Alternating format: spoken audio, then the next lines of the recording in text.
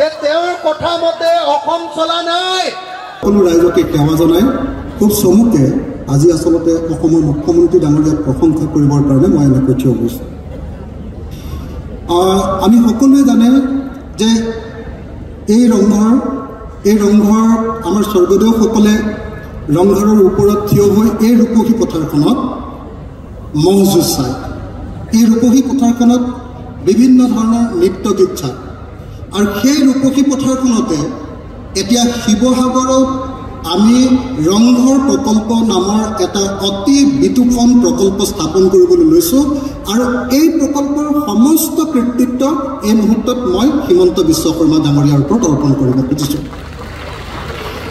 Doctor Himanta Biswa শৰ্মাই এই যি ৰংঘৰ প্ৰকল্পৰ কাৰণে যি আগ্ৰহ প্ৰকাশ কৰিছে, ৰংঘৰ প্ৰকল্পৰ কাৰণে 118 কোটি টকাৰ চেংচন কৰি দিছে আৰু লগতে 118 কোটি টকাৰ লগতে প্ৰায় 31 কোটি টকাৰ আমাৰ লেণ্ড কম্পেনচেশ্যনৰ কাৰণে, লেণ্ড একুইজিশ্যনৰ কাৰণে প্ৰদান কৰিছে।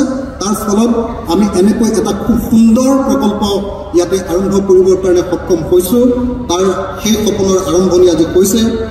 আপোনালোকে সকলোৱে জানে যে আমাৰ শিৱসাগৰখন সাংঘাতিক ধৰণে অনুন্নত এখন ঠাই। এইফালে হয়তো যোৰহাটলৈকে কিছু উন্নয়ন হৈছে আৰু আমাক পাৰ হৈ গৈ ডিব্ৰুগড়তো কিছু উন্নয়ন হৈছে, কিন্তু আমাৰ শিৱসাগৰখনত সঁচাকৈ উন্নয়নে একেবাৰে ভালকৈ স্পৰ্শ কৰিব পৰা নাই। স্বাধীনতাৰ পাছত চাগে শিৱসাগৰৰ কাৰণে আটাইতকৈ ডাঙৰ যিটো প্ৰকল্প গ্ৰহণ কৰা হৈছে সেইটো হ'ল আজি এই আধাৰশিলা স্থাপন কৰা এই ৰংঘৰ প্ৰকল্পটো। আৰু এই প্ৰকল্পটো সন্মানীয় মুখ্যমন্ত্ৰী ডাঙৰীয়াই এই প্ৰকল্পটো অনুমোদন দিছে।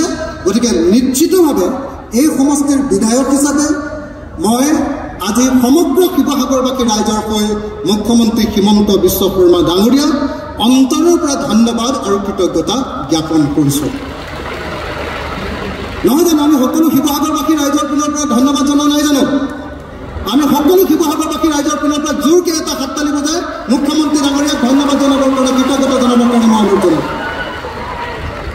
দাদা একদম অন্তৰ ভৰা কৃতজ্ঞতা জনাইছোঁ ইমান ধুনীয়া এটা প্ৰকল্প লৈ দিয়াৰ কাৰণে।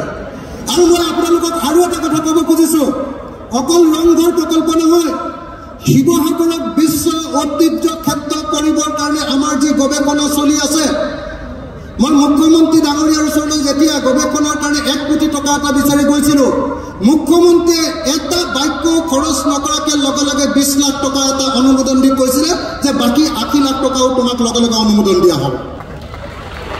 গতিকে এই মুহূৰ্তত মই মুখ্যমন্ত্ৰী হিমন্ত বিশ্ব শৰ্মা ডাঙৰীয়াক এই কামটোৰ কাৰণে ধন্যবাদ জনাইছোঁ। মুখ্যমন্ত্ৰীয়ে মিছা কথা কৈছেনে নাই? কৈছে। তাৰমানে মুখ্যমন্ত্ৰী হিমন্ত বিশ্ব শৰ্মা মিছলীয়া মুখ্যমন্ত্ৰী হয় নে নহয়? মুখ্যমন্ত্ৰী হিমন্ত বিশ্ব শৰ্মা মিছলীয়া হয় নে নহয়?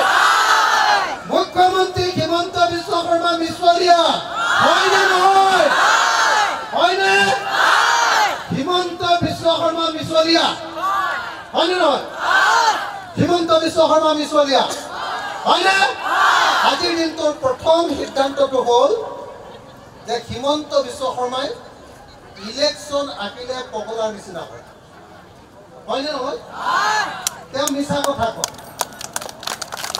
তেওঁ মুখত যি কথা আহি যায় সেই কথাটোকে কৈ দিয়ে। তেওঁ কৈ দিলে যে আমি সকলো মহিলাৰ সকলো ঋণ মাফ কৰি দিম। ক'লে নাই? ক'লে। আপোনালোকে যিবিলাকে তেওঁৰ কথা শুনিলে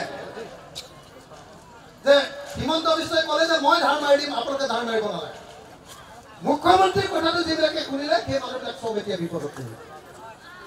হয়নে?